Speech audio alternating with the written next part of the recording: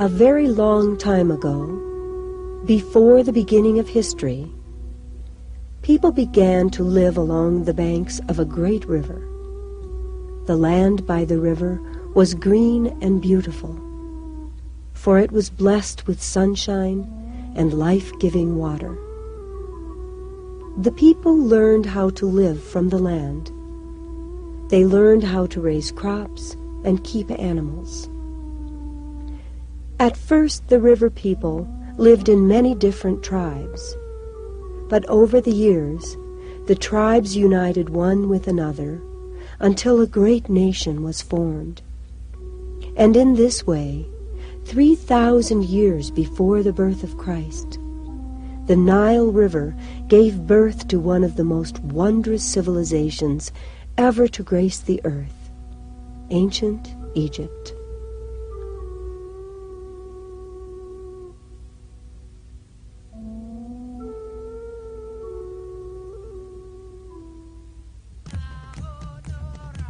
Today, we are truly amazed by what the ancient Egyptians did 45 centuries ago. We're amazed that anyone could build these mountains of stone, perfectly laid out to the exact inch. We're amazed that anyone could carve the giant Sphinx, 66 feet tall, chiseled from solid rock, using only simple copper tools. Who were these amazing people? No one knows for sure where the ancient Egyptians came from, but we do know what they looked like and how they lived, because they left us pictures of themselves. We know that the Egyptians were small, around 5 feet tall, and that their skin was light to dark brown. We know they wore simple but beautiful clothing made of linen. Both men and women wore dark makeup around their eyes, which they applied using a narrow stick. Both men and women often shaved their heads, and they liked to wear braided wigs.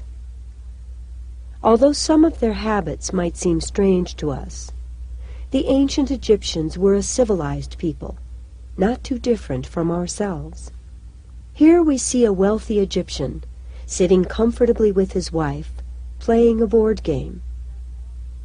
Of course, not all of the people were so wealthy and well-dressed. Most were simple farmers like these modern Egyptians. They lived a life toiling in the fields and caring for their animals. Yet these people created a great civilization, with fantastic pyramids and temples, with commerce, art, and science. How did this civilization arise? To understand the roots of ancient Egypt, we must begin by looking at the river. In ancient times, the land of Egypt was called the gift of the Nile. For without this great river, Egyptian civilization would not have existed. The Nile is born deep within the African continent. It begins its journey from tropical lakes and snowy mountains, far to the south of Egypt. From there it flows 4,000 miles northward to the Mediterranean Sea. It is one of the world's biggest rivers. After plunging from the mountains, it spreads out to begin its graceful journey through Egypt. Here it passes through a timeless landscape, for life along the Nile has changed very little since the beginning of history. The river flows past fields which today are worked just as they were thousands of years ago. It flows past shepherds driving their sheep along the riverbank, and past farmers working together in the fields within sight of the silent water. Occasionally, the river glides by magnificent temples from the distant past, or past lush groves of palm trees, a reminder of the time when forests filled with flowers and wildlife cloaked much of the land along the Nile.